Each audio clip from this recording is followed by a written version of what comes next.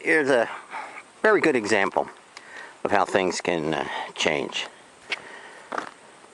You know, the wind was blowing from that direction there. Breeze is what I mean. And so that means you take off in that direction. So there's the parachute, the wing, if you will, all laid out properly. Notice the open ends. They capture the air as you're rolling down the runway, and then inflate the wing, give it the throttle, then you're in the air. But look at the windsock over there. And now I feel the wind at my back. So now we have a crosswind. You might even hear it. And here's what I always do.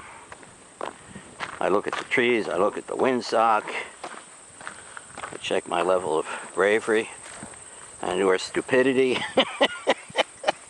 And then I get some grass and I throw it in the air. Oh, there you go. It went that away. The same way that the sock is blowing. They say eat the carrot, so that means that looks like a carrot in the background there. That's the windsock, and so in order to eliminate confusion, you just think of it as a carrot, and you always want to, quote, eat the carrot. So, I have a decision to make. Even though the chute's not getting blown around here, and everything's laid out really nicely, in order for me to take off from this point, I'm going to have to go down and up that way. Do I want to do that? Not sure.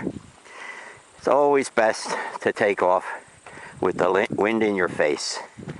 But anyway, for the sake of argument, this is what it looks like when the chute is laid out properly. No tangles in the lines.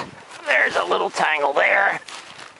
Not much to be concerned about. There you go. There's another tangle right there. You don't want that.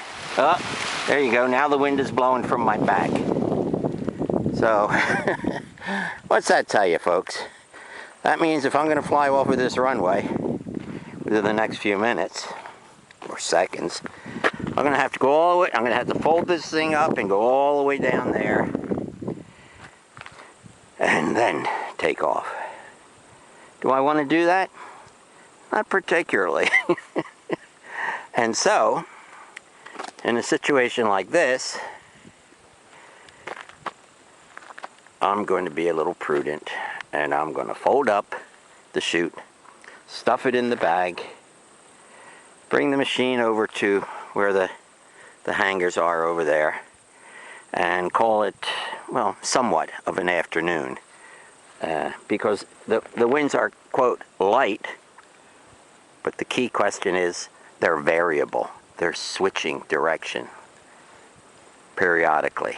And that means it's going to be a turbulent ride. Not in the mood for that.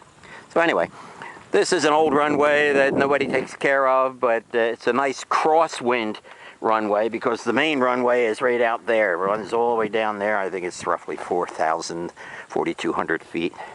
I'd rather be taken off from there because there's no stones and shit on the runway to get thrown into my prop and break it or chip it anyway. There's no weeds to get tangled in on the freshly laid asphalt. It was done last year. But I'm going to call it an afternoon and come back tonight. So I'll see you then.